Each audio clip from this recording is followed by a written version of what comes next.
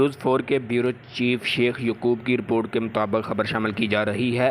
علاقہ تھانہ civil line کے رہائشی محمد تنویر ولد محمد اقبال سکنہ سویگیس روڈ ملک پارک گوجرانوالہ کے بیٹے احمد تنویر بعمر تقریباً 10-11 سال جو کہ ذہنی معذور ہے، اس کے ساتھ ایک واقعہ پیش آیا۔ احمد تنویر ذہنی معذور دن 2 بجے ایک گھر کے باہر نکلا کھیل رہا تھا۔ ملزم زہیب ولد سرفراز قوم پٹھان سکنہ سویگیس روڈ گوجرانوالہ ساحل کے بیٹے کو ورگلا پھسلا کر اپنے ساتھ لے گیا۔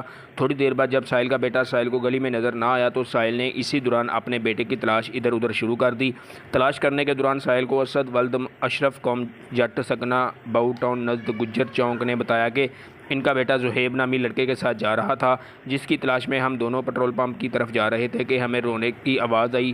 خالی پلاٹ کے اندر دیکھا تو ملزم سمی زہیب احمد اپنی شلوار اتار کر میرے بیٹے کے ساتھ بدفعلی کرنے کی کوشش کر رہا تھا۔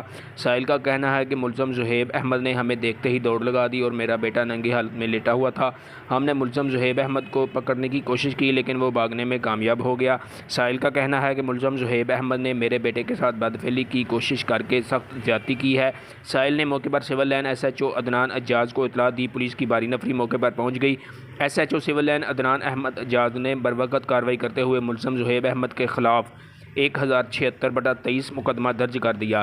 S H O civil line Adnan Ijaz اور اس کی ٹیم نے بروقت کارروائی کرتے ہوئے ملزم کو 1 گھنٹے میں گرفتار کر لیا اور تفتیش کا عمل شروع کر دیا۔ ساحل اور اہل محلہ کا کہنا ہے کہ ایسے درندے صفر انسان کو کڑی سے کڑی سزا دی جائے۔